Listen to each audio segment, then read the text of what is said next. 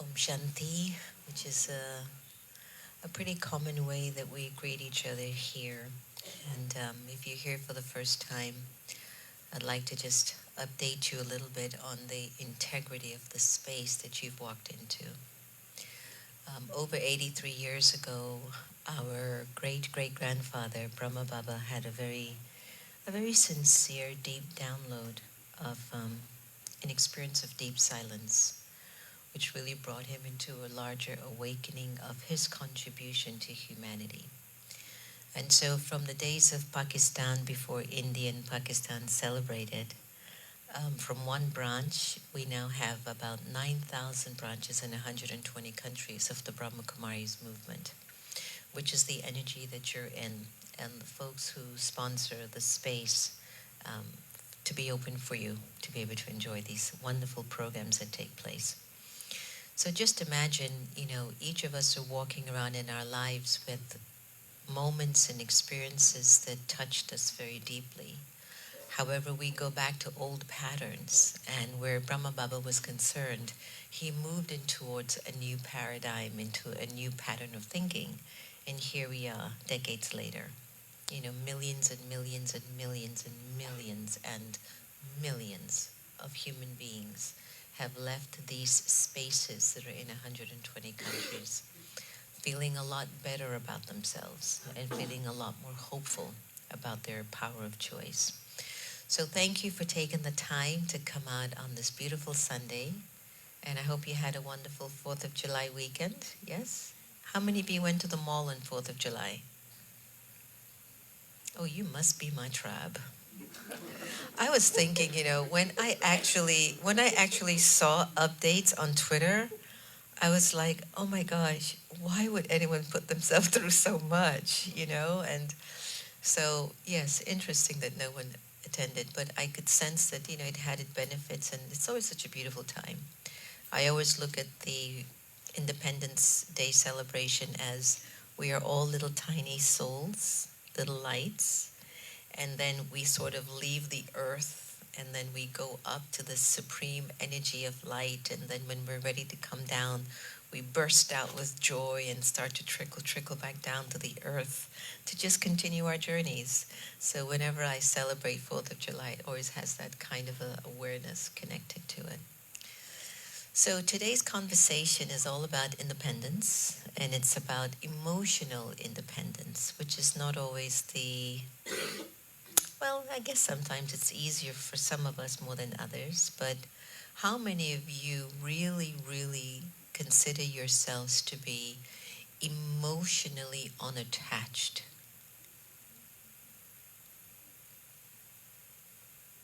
One.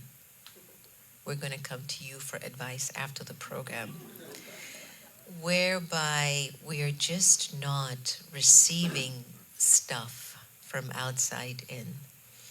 I mean, it's something as small as sometimes, have you ever had the chance of you're running a little bit hurried and you happen to have had to stop at the store because someone from the house called and asked you, could you just get some milk before you come home? And you're like, oh, and you go to the store and you happen to have ended up in the longest line. Have you ever had that experience? And you're waiting and you literally want to tell the person, the two people in front of you, I only have a gallon of milk. Could I just go in front? As if their time isn't as important as yours. And so even something as little as that can create some emotional debris, doesn't it? Because you feel like you are trapped in a moment in time where you don't have any power to change it. You have to go by this wonderful cashier who's very thoughtful. Oh, so nice to see you, Mr. Brown. It's been ages. And how are the kids? And you're like, would you hurry up? His kids are grown, they're fine. Just do the thing. And you get to see how you get so annoyed sometimes over the littlest of situations. You can see I'm speaking from experience, right? So the littlest of experience can disturb you and you don't feel emotionally free. So put aside the big stuff.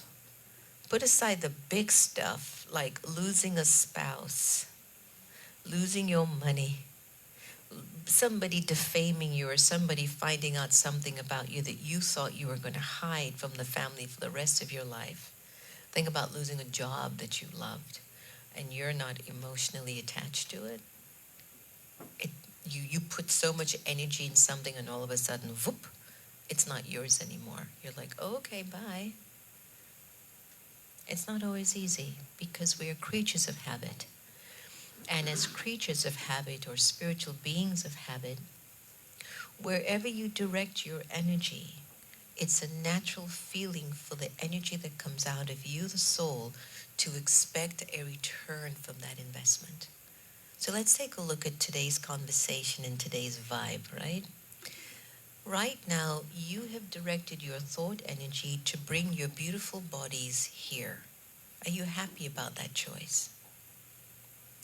So your thought energy lifted your body, brought it here, and now you're sitting in a very beautiful, quiet space. So now you're receiving the return of that. And if you like here enough, you're going to want to make this a regular Sunday thing. This could end up being your church, your synagogue, your mosque, your temple. It could even be your disco without alcohol. It's entirely how you look at it. But you might actually start to enjoy just coming here because it feeds you something. You're getting a return of the investment. Okay. So when we find ourselves in a position where I don't always feel emotionally free, then what it shows to me, and it might offer you some insight, maybe where I'm sharing my energy or distributing my energy, I don't feel a return. I don't feel that how I'm offering me to you, to my house, to my job, to my country, to the environment, to the way I earn or spend money, it doesn't seem to be coming back with grace, let alone abundance. So what that starts to do in your personality, it starts to develop a particular idea that I'm frustrated. This doesn't give me joy anymore. And they always say that if you're in bondage, a sign of being in bondage is that you're not happy because you can't do what you really deep down want to. But they say that when you have a relationship, then a relationship is one of joy. That means we can do whatever we want to do. And there is love, and there is trust, and there's understanding. So what I'd like to do for this moment is to take you into an exercise. Are you with me for that? Is there something on the back of is something moving here in the, no? Okay. I just think that the picture must be really powerful because I saw some eyes like, oh my God. So I wasn't sure if the video was still going. So what I'd like you to try, close your eyes for a little bit and take a very, very deep breath with the awareness that you're in a very safe and sacred space. Breathe in and breathe out.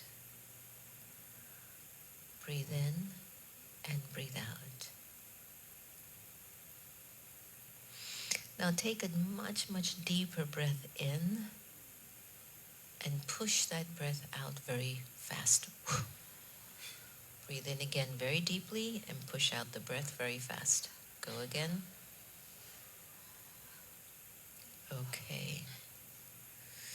And in this exercise, I'd like you to observe as you are breathing now naturally, what thoughts are emerging in your mind?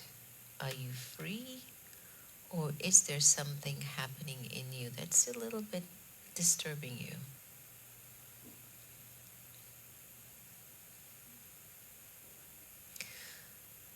Now, secondly, why is that thought there? Who put it there?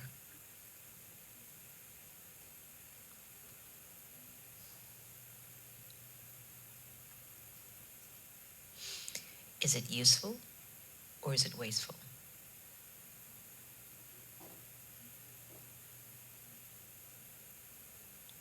Are you open to getting rid of this thought, or would you like to have more of this thought? Just you answer these on your own.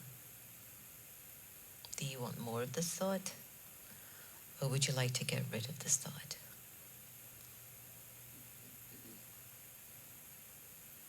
Take a deep breath. Exhale. So you open your eyes slowly. Can you open your eyes and look behind me at maybe the image? A life without a thought that has you in turmoil. Can you look through your eyes in that awareness? Just look through your eyes without the acceptance or the attachment to some issue that's been disturbing you. So that is, it doesn't even matter anymore.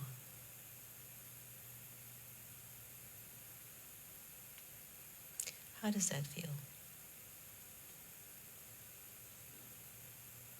Isn't that interesting? To look through your eyes without the awareness of nurturing that issue anymore. Everything is really just a thought away. But the effort is to maintain that thought. Was that an easy exercise? Was it easy or hard? All right, so now, how many of you love smiling? How many of you don't like smiling? There's some of us. I know some people who don't smile much. And when you smile, how does it make you feel? Good. How many of you know how to smile from your gut? Ready? Bring the smile all the way from deep in your gut, because you feel it so much.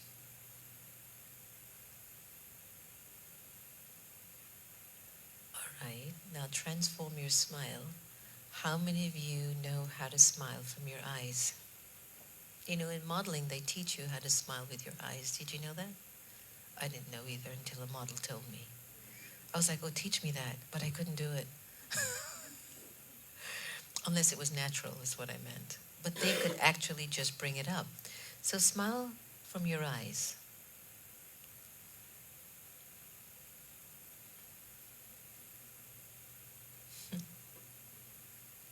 How interesting is that? A simple practice. So when you smile from your eyes, through your eyes, you are choosing to be benevolent in your motives, intentions, and feelings towards the world outside of your eyes. Did you know that? And when you can do that, you're free. So turn to the person next to you, and I want you to give them your most spiritual smile ever. Just turn to the person, and if you don't know how to do it, can you look at them as a 1-year-old? That's a spiritual smile. So when you look at the person as if they were just 1 year old, guess what? You're going to smile like a 1-year-old. All right, so now look at the person as if they're only 6 months. Go for it. Just try it. Come on. It's really easy. You notice how everybody smiles whenever you do that?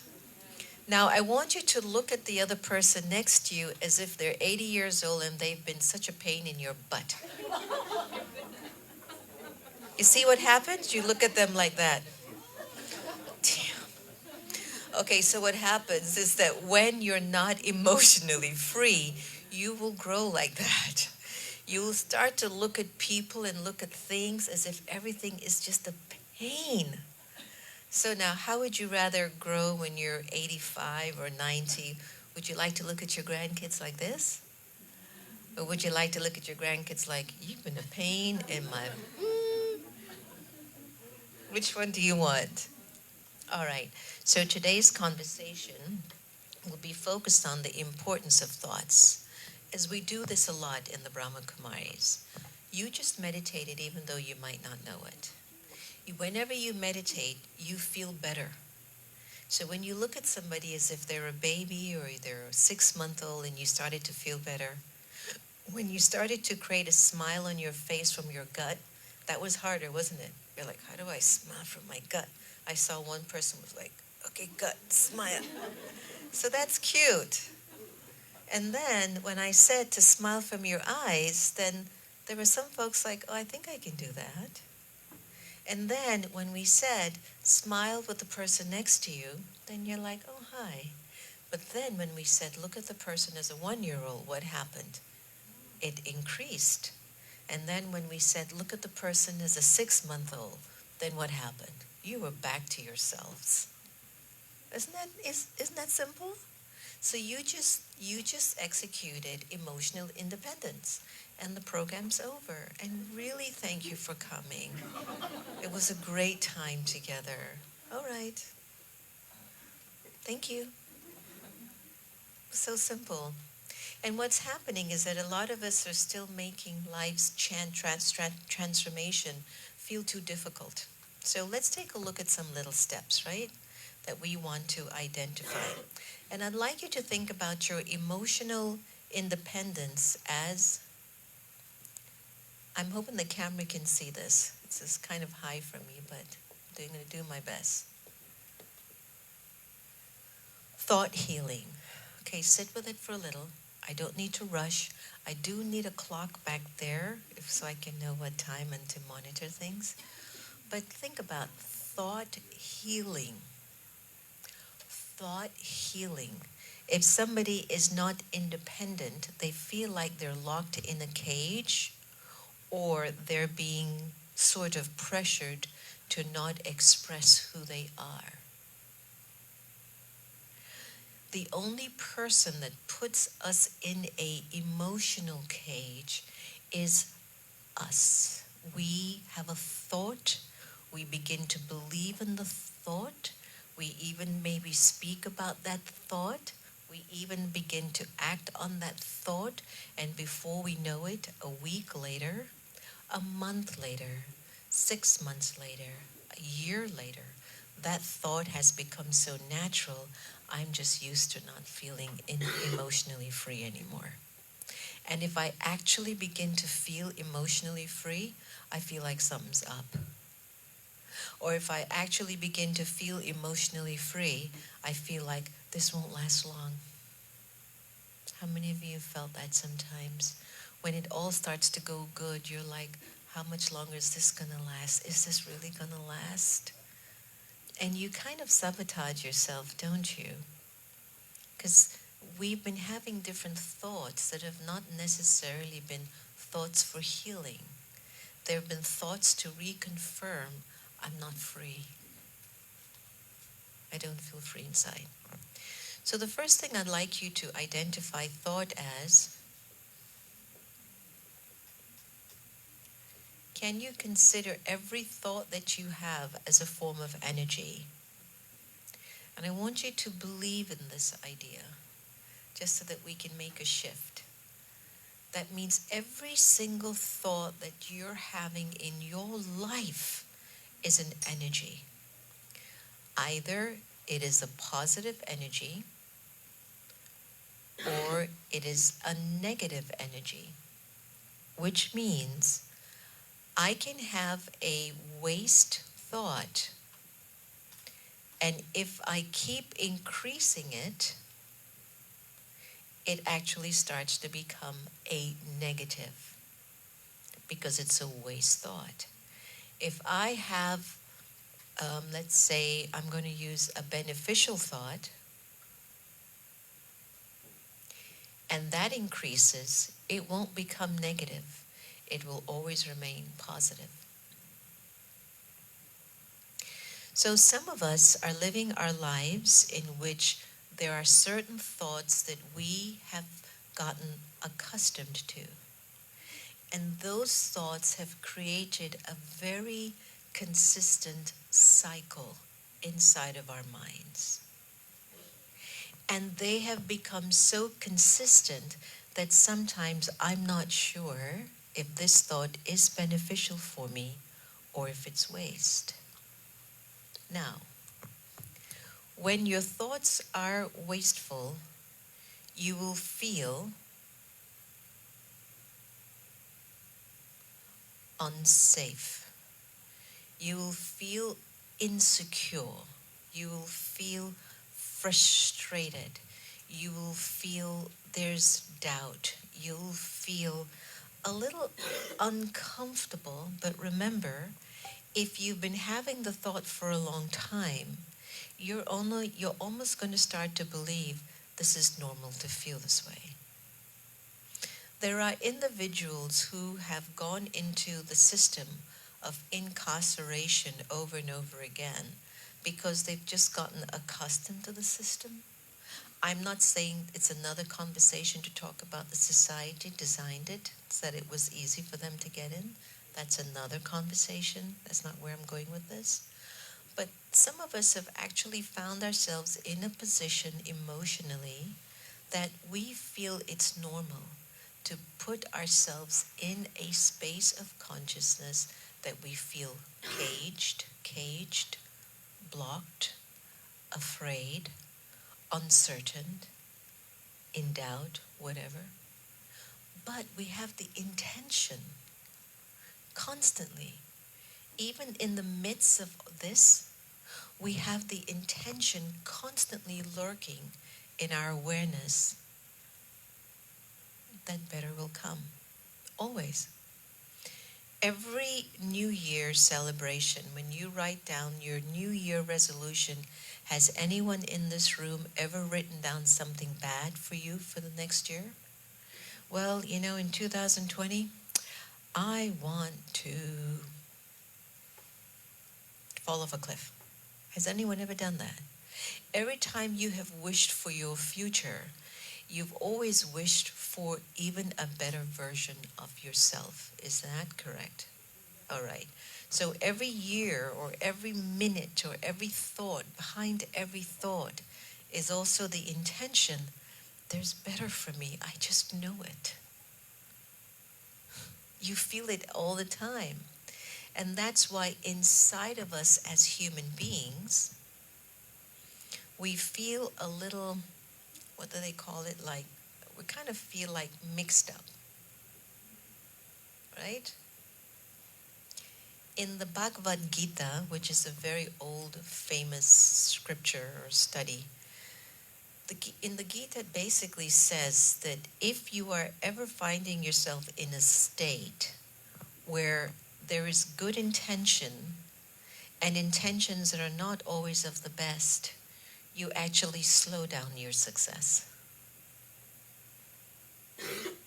And that's why so many of us are working so hard to get by, to move on to the next level. It's because there's still a lot of experiences sitting inside of our personalities which hasn't become completely clarified for me. So imagine, a part of you is ready to thrust into your superhero role, but there's a part of you that goes, nope, you're not ready. There's a part of you that says, let's go change the world. But nope, I don't even know where my cape is. Right? So one of the things about emotional dependence, and I want to call it, there is a part of you that wants to depend on a higher interpretation of how you see yourself. What if you were a living being who had a completely, and I'm going to give you a Sanskrit word that we use here all the time. What if we were a human being that started to use thoughts that had a pure motive or a pure intent over and over again with the conviction and the faith that this thought used with this reason will give me the independence that I am as a soul? What if? What if? So what is that thought in you today that you feel you need to start to give birth to give life to nurture, to really become? Because if you and I don't accept that thoughts are energy, and the world that we're living in right now is a result of a collective pattern of thinking from each individual, then if I want to change the world, where do I start my change? Inside myself. So when I start to change the way I see me, then automatically the world outside of me begins to change. Do you agree? So I'd like you now to think about one thought. Can I have a pen and paper? Is it possible for everybody? Yeah, I would love that. One thought. And I want you to select that one thought right now in your mind. And that one thought, it's imperishable. In other words, this is a thought that you can use in every area of your life. This is some homework. There's this one thought that if you use it every day in your life, when you wash the dishes, when you get dressed, when you comb your hair, when you smile with your eyes, when you go to work, when you don't go to work, when you decide to leave a partner, when a partner decides to leave you, what is that one thought that is an imperishable thought in your head that you feel will be your savior? The papers are coming around. How many of you need pen? Does everyone have a pen? The papers are going to be passed around. I'd like you to write down that one thought. And I need you to think about this because this one thought is really important. One thought.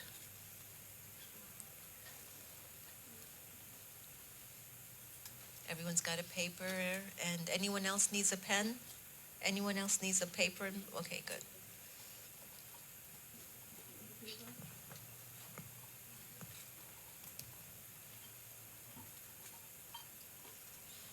I'm going to share with you what my one thought has been for many, many years.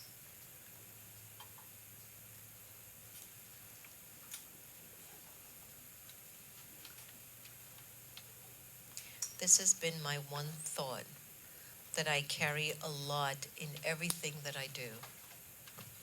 There is benefit in every scene.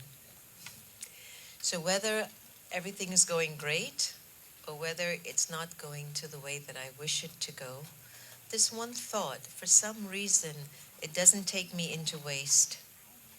It always takes me here, it keeps me here. Even if it's not turning out the way I want it, I stay here. So take your time, and I want you to really don't rush. I want you to project your life at least 20 years from now. And if you're 80 years old, congratulations, I just gave you 20 more years. So I want you to project your life 20 years from now. And from this point onwards, for the next 20 years, what's the one thought that will always keep your head up, that will always keep your eyes smiling, that will always see you through the rough times? Take your time. There's no competition to rush here. I just had a head start because that's been with me for 30 years. What's that one thought? You might already been having it. As you're searching for your one thought inside of your mind, I'd like you to observe the way your body is feeling, your whole physiology. As you search for that one thought that you are going to identify as your saving grace, that thought that just has got your back no matter what. Take your time.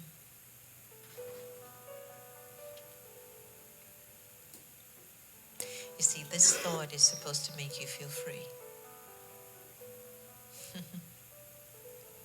See, this is why you need spirituality on a day-to-day basis. Because when you're trying to find your jewels after not visiting it for a month, you're like digging down deep. What's the one thought?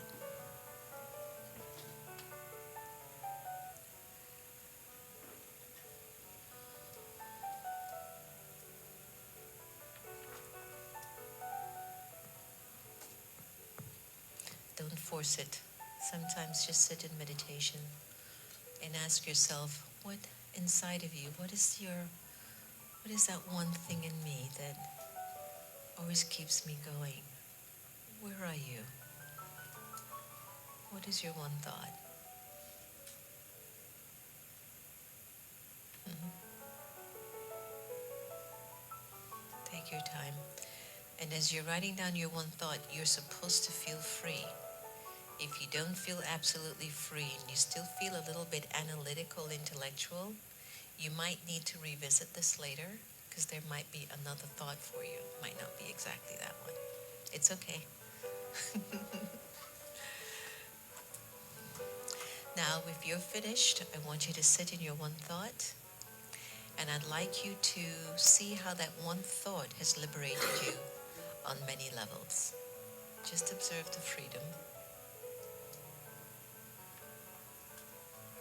How did it work out with you and your boss, your spouse, colleague at work?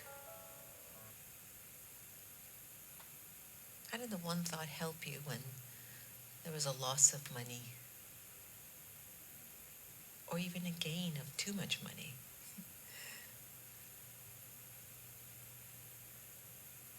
Observe your vibe.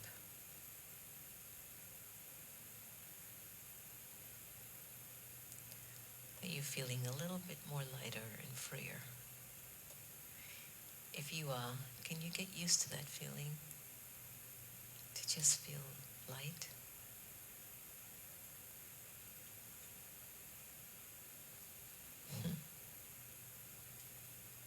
Just one thought. For most of us, to open our doors in our home, we need how many keys? One. To open your car door, how many keys do you need? One. To access your money from your ATM account, how many cards do you need? One. How many pairs of shoes do you wear at a time? One. This is the power of one thought. Now, if you're like Sister Gita, she can't carry just one handbag. She needs 3 or 4. She's got a lot of things that she's got to take around. But just one. That's how powerful this one thought can be for you. Okay, ready to go another direction with me? Okay, so all that you've just done right now, believe it or not, you've meditated. Because even sometimes when you go inwards to meditate without a pen and paper, you find that you're looking for thoughts, or thoughts are going everywhere. Have you noticed sometimes when you choose to meditate, you say, I can't control my thoughts, they're all over the place. It's okay. We start with one, and they will all fall into place. So your one thought will help all your various issues and situations. They'll start to fall into place. I guarantee it. Now let me tell you what's actually not allowing you to feel free. You ready for that one? It's, guess what?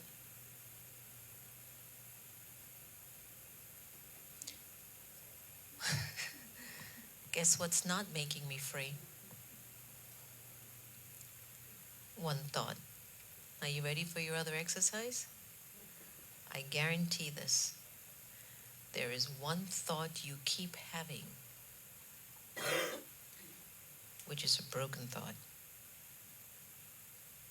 And it's the thought that's putting you in a prison, in a bondage, in a cage. It's a thought that has you stuck. It's a thought that creates most of your upheaval, your obstacles, your blockages, and your challenges. Try to find what that thought is. It's very dominant. This is a thought that creates all your issues. What is that one thought? I know mine. It's one thought. It could be the way that you see yourself. It could be one thought that you walk around with in your life with the feeling, they all look at me like this. You think of me like this. Do you know what happened to me? I'm so tired of feeling abandoned and abused by people. What is your one thought? You got it now? It's getting in your way. Nobody respects me. Where's my power? But I'm supposed to be more powerful than this. I don't think I'm going to be able to do this. I don't have it. But I'll pretend. When are they actually going to fire me? Oh, these people in my cubicle or on my floor, they all have it in for me, you know. I just know it. The minute I walk into the office, I can feel all their eyes on me. That one thought you keep nurturing over and over and over and over again till it has become so natural for you to feel like that inside, and now you think it's normal. Find that one thought. No rush. Take your time. I've been noticing something that I've been doing on myself lately is I'm noticing that it's not necessarily just even a thought. It is a thought, but it's almost as if I've heard a thought in my head go, you're not ready. I'm not ready. And even that thought is a hindrance. And once I was able to recognize it, I go, oh, you better believe I'm going to be more than ready. And now I'm starting to pay attention. I am. Because that one thought can hold you back 1,000,000 times more than you'll ever imagine. Because that one waste or negative thought feeds off of your lower interpretation of yourself. What Christians or religious people will call the flesh, in spirituality, we call it body awareness. It's all in your cards when you come in. So if this one thought feeds on your body awareness, then what it starts to support are thoughts that are driven by ego, attachment, greed, or anger. So if that one thought, that's the reason why you don't feel free and happy inside, is feeding that interpretation, that's the only reason why things aren't moving to their best ability for us. If you can identify what that one thought is, you're going to be free. It's the key. So imagine that is what locked you in, and imagine this is what's going to get you out. Got it? You're either going to be chained in a bondage, or you're going to be free. What's your choice? Make sense? So take a moment and sit with that. Question. Is it ever possible to be free within this marriage? I'm going to tell you when I get there. Did you like her question? Don't you just love intellectuals? Is it ever possible for us to be absolutely free from waste or negative experiences while we're still alive? Can I tell you this, that I'm going to go for it? I have no idea. This is my honest opinion. So what I'm going to do is that I have seen physical proof of many people in my life that are very close to that. And I've felt their energy, and I've lived with them, and we've eaten dinner together, and we've grown together. And if they have attained it, I think I might be able to get there. How's that? If you hang around a whole bunch of people who go, oh, forget it, you're never going to get it, then you're not going to get it. So if you try to bring yourself into an energetic space of people who at least believe they can, then you might be a little bit step ahead. All right, does anyone need more time? Okay, could you look over what you've written, just privately and quietly? What's the one thought that's going to liberate you? What's your key? What's your key? And what's that one thought that keeps keeping you bonded? Like, I don't feel free.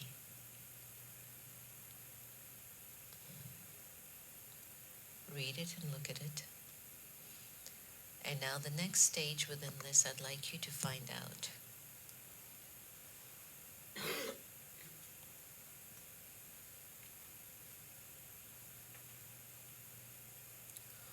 Why have you been accumulating that one thought for so long? And that's this one. Why have you been accumulating that one thought for so long? What's the reason behind it? Why have I thought about that for such a long time? Is there truth to it?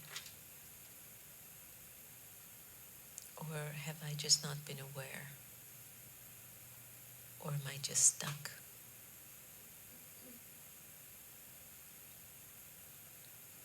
Why have I used my greatest resource of thought to invest it here for such a long time?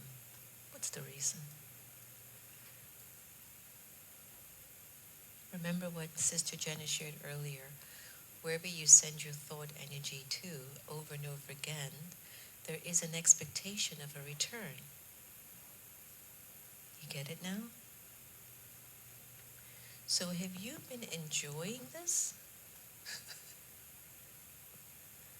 Are you sure? Have you been enjoying all of this? Because if that's where I've been feeding my thoughts for a long time, then it's natural that that's what I've been getting back in life. And I keep waiting for people and circumstances and governments and my economical situation and my next door neighbor and my being to change. I keep waiting. But I keep feeding the same energy in the same intentional space. So I keep getting it back in return. Now do you understand why? So the whole thing about emotional independence is to be able to start to acclimate yourselves to serving this quality energy, that one thought that keeps you going. What is that one thought that is your key, your entry, your openness? You wrote it down. Look at it again. How that one thought is going to be your liberation, your freedom. Now, if you start to serve this thought more than you did this, what are you going to get in return? This. That's your sparks. That's when you start to sparkle. That's when it starts to come back. And that's why meditation is so important. Right? So ever so often when you look at a human being, try to practice to look at them just with unconditional love. No expectations. And you don't even have to tell them, did you know I was looking at you with a lot of love and you didn't even smile at me? That's when you use thoughts here. And that's why we have to become so clear with the intentions behind our thoughts. Because a part of us feels like I did something good, but at a deeper level, I had a motive. And that's again goes back to the mixture. That's why our successes are taking so long to come back to our spirits. Because I'm not clear with why I do what I do. I still need some clarity. Does it make sense? And if it doesn't, please tell me. I'm open for the growth and the curve. Each time you, as a living soul, select a thought to perform an action, if you can check and if you can be discerning, if this thought that I'm about to have is this thought connected to my peace, to my love, to my benevolence, to my respect, to my joy, then you have full permission to use that thought because there's no mixture. Now, I remembered once I had to make a decision which was really, really important for our whole community. And I was being offered something which was quite important. It was a wonderful opportunity. And the opportunity would have assisted the meditation museums to have grown astronomically. And economically, it would have been just so perfect that we could have continued to do it. So the offer that was offered was incredible. And I went to one of my other yogi sisters and I said, look, so and so is offering me an opportunity to do this with them and that. This is how much they're planning to offer towards the charity for the year. It was like $1 million. So, of course, when somebody's offering you that amount of income to come in, and I'm thinking about the community, you might naturally go, oh, you don't have to tell me anymore, I'm going to say yes. But because I have discerning abilities, illusion comes in different forms. Always remember that. So I went to speak to one of my sisters, and they're like, oh, yes, for sure, go for it, at least for a year. But there was something in my conscience and in my heart that I felt that my yes would have required an energy that was like, what do you call that thing we used to do when we were kids? Is it seesaw? Seesaw, right? So once you start to identify your thoughts taking you through a push and pull experience, you can definitely be very sure there's a mixture and motives are certainly not very clear. When it's pure and clear, it's straight through. I have no issues with it. That's in line with all of my principles, values, everything that is true. Okay, so I went to the other sister and I told her, this is what has come to us, and this is how I'm feeling, and this is the opportunity. And we both looked at each other, and I said, I don't like the fact that I didn't get a certain. And this sister gave me an opposite answer. So about a week later, the individual who offered the opportunity says, Sister Jenna, we're really waiting, we really need you, and da-da-da-da. I said, I'm so sorry, but I'm going to have to decline your wonderful offer. No, please don't. You don't understand. You're exactly what they're thinking. I know, but please, if you need some advice and ideas, I'd be happy to support it if I can. 2 years later, the whole of their business crumbled. Not because I wasn't on it, but it crumbled. And nobody even knows where she is anymore. It's like she's just fallen off of the face of the earth. It's the weirdest story. And the reason why I'm telling you the story is that sometimes things do come in front of you and they seem so true. But you're going to have to check how you're feeling. Is it mixed? Is it pure? If you feel a push or pull, pause. If you feel straight, this is totally into the love, peace, purity, benevolence, expansion of humanity, beautiful story, go for it. Tell a few people that you trust. Find out if they want to go with you. Cello. Okay? Check that. Because that will be connected to your thought. If this thought is connected to situations in your life, push and pull. Push and pull. Be cautious. And I tell you that story because it's really important. Nowadays, we are in a position that we have to make decisions. It could be a very small decision like, do I actually come to the meditation museum it could change the rest of your life. Or it could seem like just another day. Or it could irritate the daylights out of you, and you could say, why did you bring me to this place? You never know, okay? Just because of one thought. And one thought brought you into action. What if you're just one of these people who's indecisive? So there's nothing wrong with the outcome, but you are used to analyzing good, bad, good, bad. Okay. You can't make your decision. And Yeah. there may be really nothing wrong with the, as you Yeah. said in your situation, the offer, but you're just one of those people who has to, who's indecisive. Are you Gemini? I'm sorry? Are you Gemini? Libra. A Libra, okay, close enough. My suggestion is, as much as I want you to accept who you are and what you have become, if you have to think too much, then it doesn't give room for God to help you in your thinking. What you're supposed to do. Yes. Because sometimes your instincts are also muddled because your Yeah. mind, you're Yeah. so analytical. Yeah.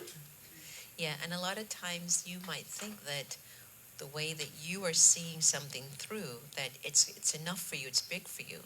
But I'll have to tell you, there's a lot of times when you pause and you allow God's thought energy in, it's so much 10 times bigger than what you were strategizing. So what I would do with you, so I don't know if it's everyone, but with you,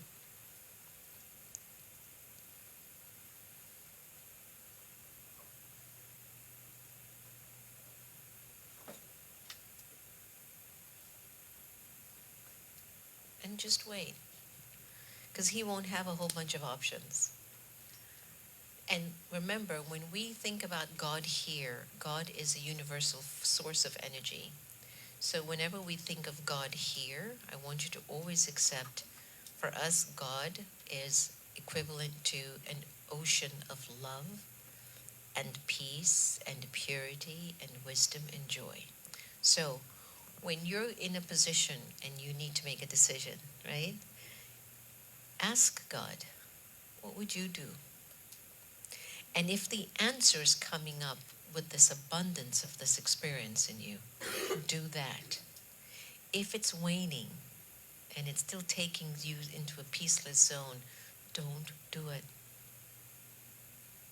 Haven't you found that a lot of your intellectual thinking, when you finally made your choice, you still had to put a lot of energy in to keep it? I know, right? So when you actually make a choice that is coming from a higher source of capacity, you don't have to put so much thinking in. You live more in faith and trust.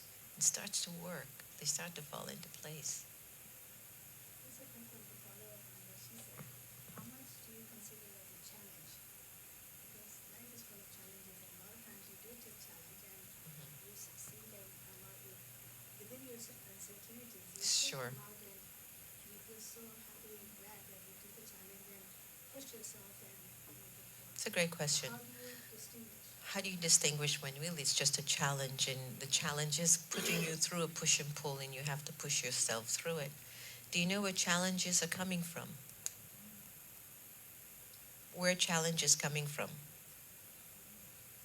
Where challenge is coming from? That interpretation. So when you actually find yourself in a position where either it's a job or it's a relationship, I'm not sure, should I go into this marriage or should I come out of this marriage? Should I have a child? Should I not have a child? Should I save the world or should I just stay in my little corner pocket of the universe? You know, all of that, if you're feeling a resistance, it's a challenge. The resistance isn't a negative thing. The resistance is a sign that you have more power, but you're not using it. So whenever you observe that you are going through a situation with your health, with your relationship, with your money, with your finance, the reason why it's feeling that way and looking that way is there's a thought that I've been feeding that is validating. This is how I have to see that. Now, if you've traveled to as many countries as I have, 93 to to count, and you have bumped into a variety of cultures and individuals and people from around the world. If you've been in homes with some of the richest people on the planet, the top 20 most richest families in the world, to the top lowest, most poorest people in humanity. If you've been into those corridors and sat with these folks and ate with them and drank water from them and shared your life with them, I've seen it on both dimensions. The only thing that blocks any of these folks, including myself, is the way that they were seeing their circumstance. I was at the home of an extremely, extremely wealthy. They were the 13th richest family in the world. And we were there, and I just happened to have only had, remember those little figurines at the dollar store? Don't you love the dollar stores? I never used to shop there, you know. I don't know what happened after I became a meditator. But they used to have these little figurines, and they were like only $1, and they used to have these little angel ones. You know, sometimes I go and I buy up like 10, because you never know who you meet. You just dust it off and goes, it looks like a yadro, you know, but you give it. So I happened to have had one with me, and she had sent her driver in her limo to pick me up that day, and they took me on tour in Switzerland, and I came back to her home. Long story short, her husband was being tried for a crime, a major crime. And she had not left her bed for a week. She was so depressed. Her art pieces, the one that I looked at on the wall, was at least $2 million. It was a genuine Picasso piece. So just to give you an idea of the opulence, okay? Now, from your eyes, you might go, oh my gosh, she's got nothing to worry about. Everything is great, 10-car garage, everything is perfect. She could not get out of her bed because in her thought pattern was, my life is over. My husband's gone. They're going to take him away. Good side of the story, they never did. The case was closed. He became free, just to let you know. He was okay. But for 3 or 4 months, when it got really more intense with the case, I happened to have come to her in her bedroom to sit and talk. And when we spoke about so many things, I had one gift in my bag. Do you know what the gift was? My little $1 angel from the dollar store. And I gave that gift with so much love. Would you believe the woman got out of the bed, says, just sit here, I'm going to take bath, no? She went and took a bath. She says, just come, let's go make some chai. She went to make chai. I went down, they have about 25 housekeepers and helpers, and they all eyes went like this when they saw her coming down the steps, like that. Oh, ma'am, is there anything you need? No, no, no, I'm just going to make chai, me and sister, and we're going to just spend time together. She broke through. Something she saw, something she felt. It could have been that little angel. It could have been just that moment in time in her life when she knew, I can't keep lying here like this. She broke through the challenge. My answer to your question is a long one. But the point that I'm making is that every challenge comes from a dominant, weak thought. And if we can get out of the weak thought, it's no longer a challenge, it's an opportunity. And I can grow myself back to my power. So when we look at emotional independence, we look at an individual who has selected higher ways of thinking rather than lower vibrational thinking. All right, so let's take a moment. I hope that wasn't too deep or too much. Is everybody okay? You're not confused? If you can confuse, you can raise your hand. Manoram, you have not permission to raise your hand. All right. So I'd like you to take a deep breath, and when you get a chance, flip your page over when you have a moment. And I want you today to bring closure. Bring closure to your wasteful thought pattern. And how do you bring closure to a wasteful thought pattern? It's the same way that you end a relationship. I'm so sorry. We're no longer compatible. Does that make sense? And it depends on how kind you are when you're ending the relationship. I think they do this one that Sister Reverend Sylvia taught me called Bye Felicia. And I always thought that is just so funny. Like, I love it because Reverend Sylvia says, I'm supposed to do it like this: Bye Felicia. And then you're supposed to go. So it depends on how you choose to do it. So either you're pretty firm with your goodbye that I don't need you anymore. That's your dominant thought that's getting in your way, that's a negative pattern. And you either have a relationship and then through your letter writing to that thought pattern, you basically say thank you. It's been so much fun. We've had so much adventure, haven't we? You played me, girl, let me tell you. You made me think I was something when I wasn't. But we did have fun. So, in other words, you want to write towards this thought pattern and basically wish it well. So, can we play some music and take your time? I don't want you to rush. It's Sunday. Take it easy. We're here until tomorrow. Life is easy on the Ponderosa. All right, so just take your time. What is that? Are you ready to say goodbye?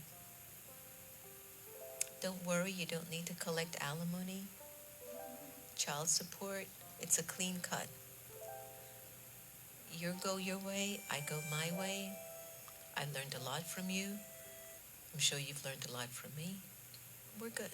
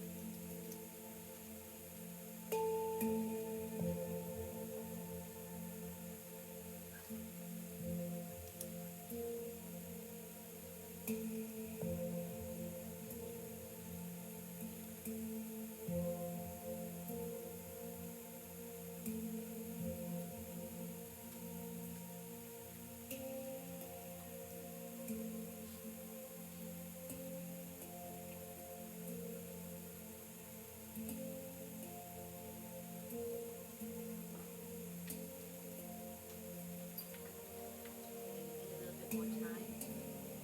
You're good?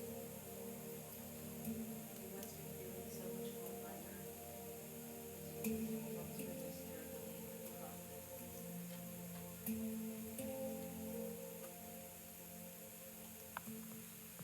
Great.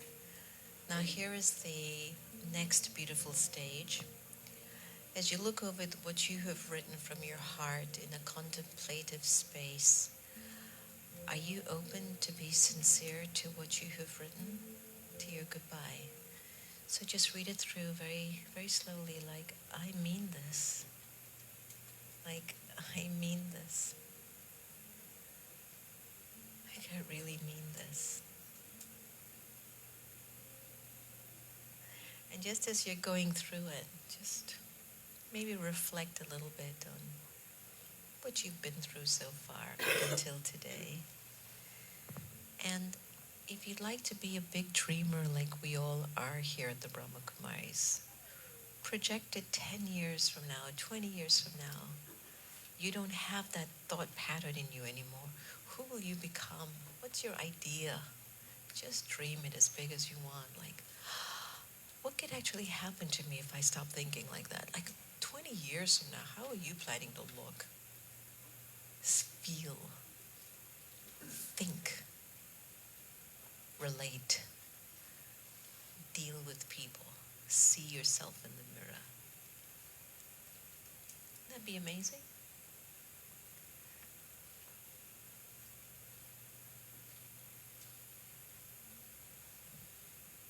Yes? You like that, Russ?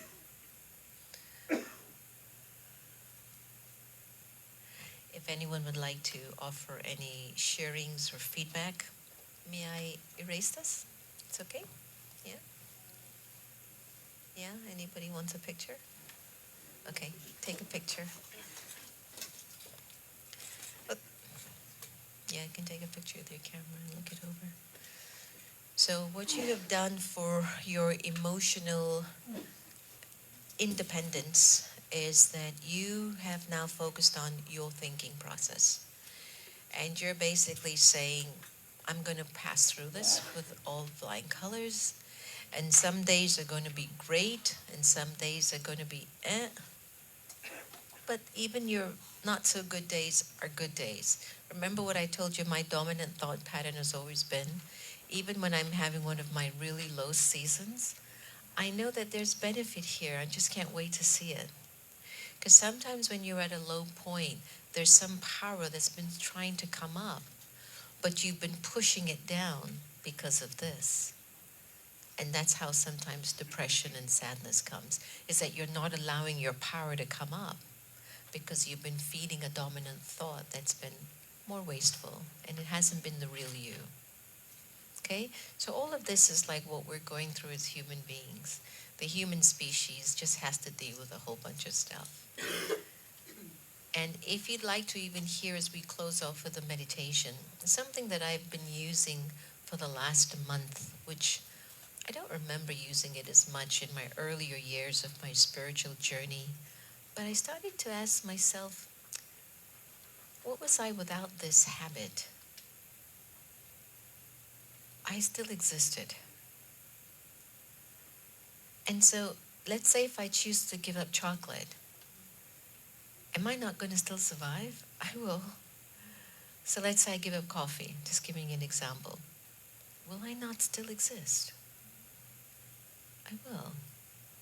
So the same thing is to think about some of your life situations that you're going through, that you sometimes feel compelled that you have to do it this way, that because you've always done it this way. Maybe you don't have to always do it that way anymore.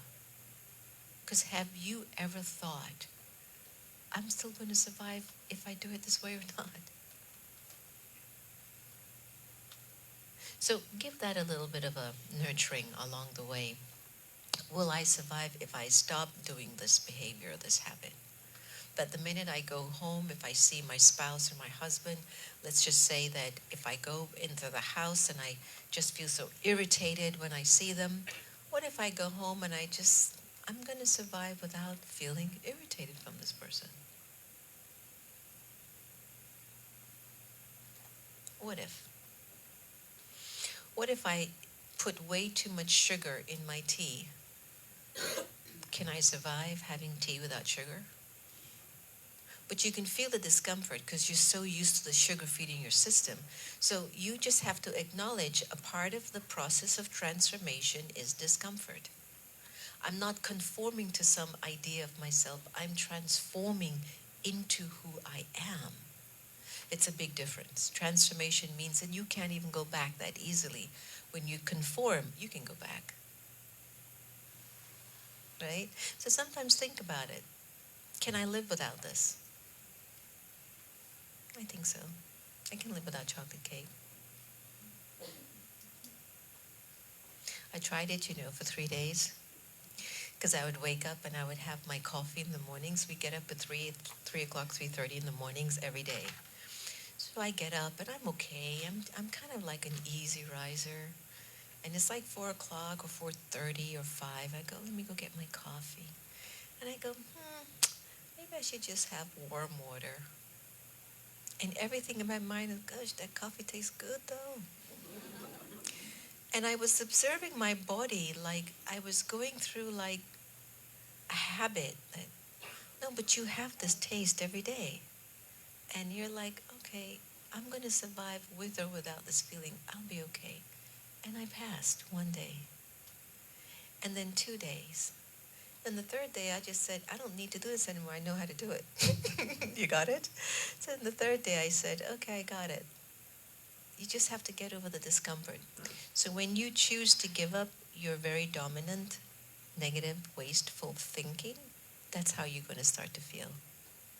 Like uncomfortable with yourself. You feel like you're almost being a fraud, like you're not being real. This isn't who I am. So you go to work tomorrow morning, or you go back home to your spouse or to your kid or to your in-law, and you're all pleasant and smiley. And you're like, oh my gosh, I'm not being real. Yes, you are. Just try it again tomorrow. How does she teach me it again? She said I can either smile from my gut. Remember that one? Smile from my Remember that? I can smile from my eyes, or I can look at her, my mother-in-law, like a 6-month-old. Hi, Amma. So you have to choose, okay, until it starts to feel right for you. But when you're going to shift this energy, it's going to feel a little bit uncomfortable for you at the beginning. It's okay, but just keep practicing. Don't give up, okay? All right, so any thoughts, questions, ideas, feelings? Okay, good. Let's close off with a lovely deep meditation. And Antonia, do you have any announcements before we close off with meditation? And please don't ask anyone to clap. Please don't clap. Don't.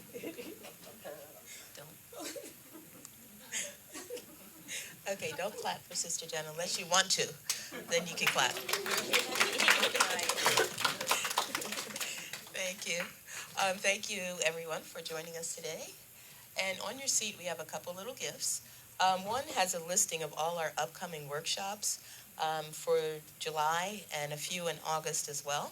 So please check that out and join us again. And on Thursday, Sister Jenna's doing another workshop here. Are you tired of being tired? And that one is a de-stress meditation. And that will be from 6:30 to 8:30. So please sign up and register for that one. And also, Sister Jenna has two meditation CDs, Off the Grid Into the Heart and Inclusion Revolution. And we have a special on those. You get both for only $10.99. And we have those available at the reception area. And then now we're going to have a meditation from Sister Jenna's newest CD. And we also have download cards for that one. So once you enjoy that, then stop by the reception area to get one. And all our classes and workshops here are free of charge, and we appreciate you joining us. And we also appreciate your contributions, which are tax deductible, so that we can continue offering workshops like this for the community. And after the meditation, Sister Jenna will be giving a treat and a blessing card, so please come up row by row when we finish the meditation. And thank you again for joining us.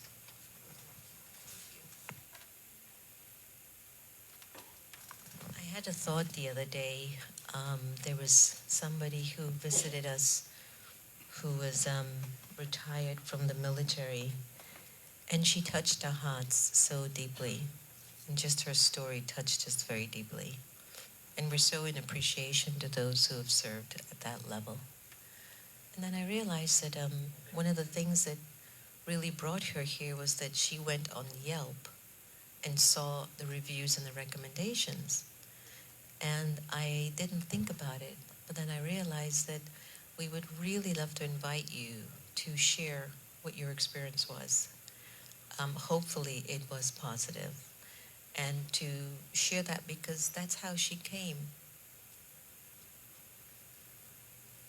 And she had even tried to take her life, and she's okay now. So sometimes just those reviews can help somebody to feel like maybe this is a place I need to come to. So do take some time and share your reviews. I don't know if it's a Google or it's a Yelp or something. Santosh knows. But please do that when you get it home. Both? Yelp and Google. Yeah, that will be great. All right, so sit up straight. Please make sure your phones are on silence, especially Sister Gita's. And you're going to play the video? Yes, the introduction. Great. Take a deep breath, inhale and exhale. And just travel with the thoughts on the meditation and without any expectations as to what it's supposed to offer you. Just go with the thoughts and see where they take you. Om Shanti.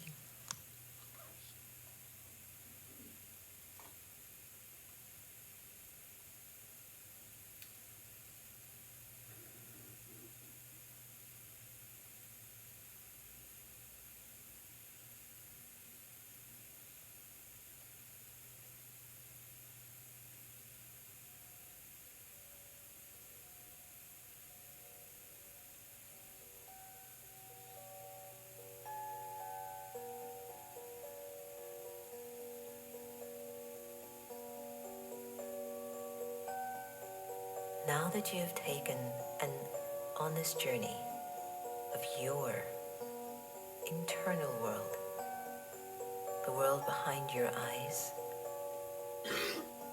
you can begin to return the love that God has been giving you throughout time. All you have to do is keep emerging your image of love, peace, and purity into your personality once again.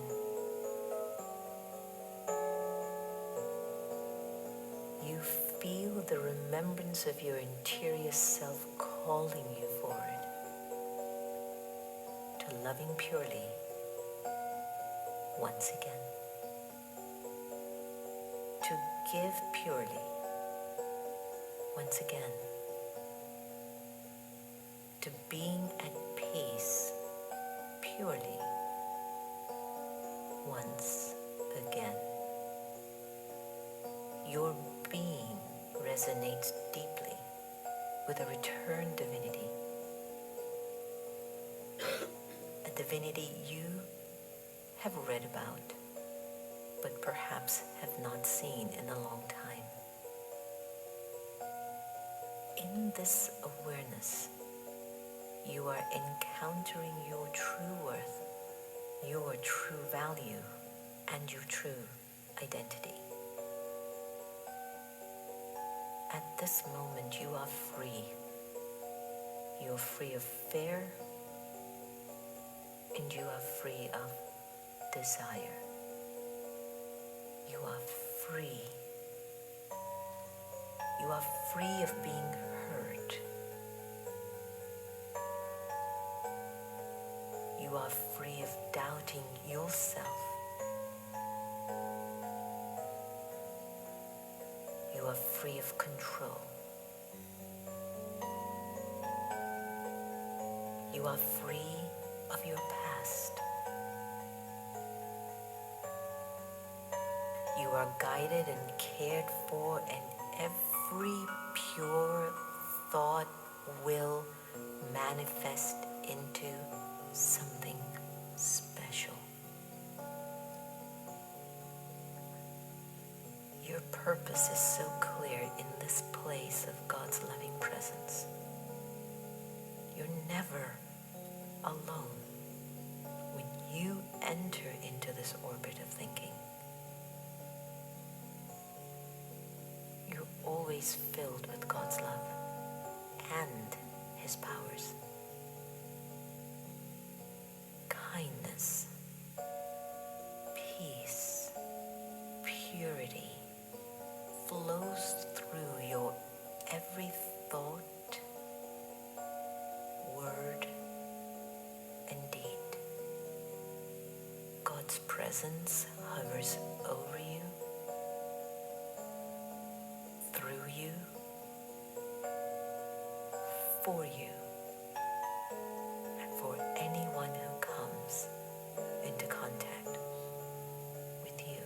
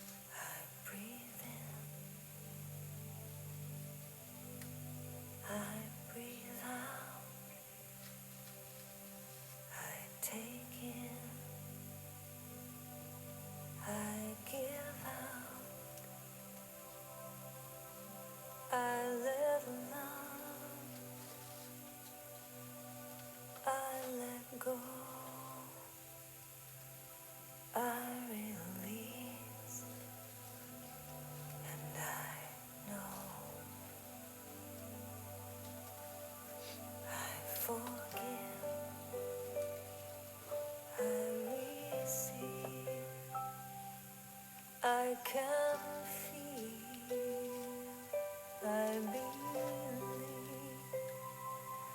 I am healed, I am whole, I release, I know.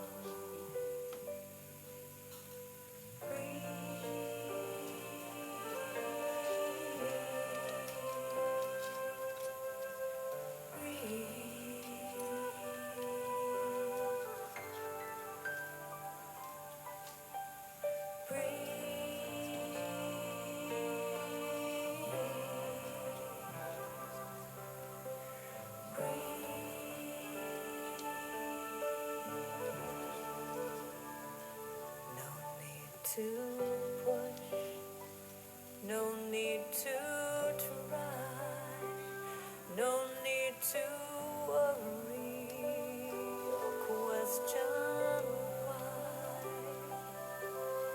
Surrender.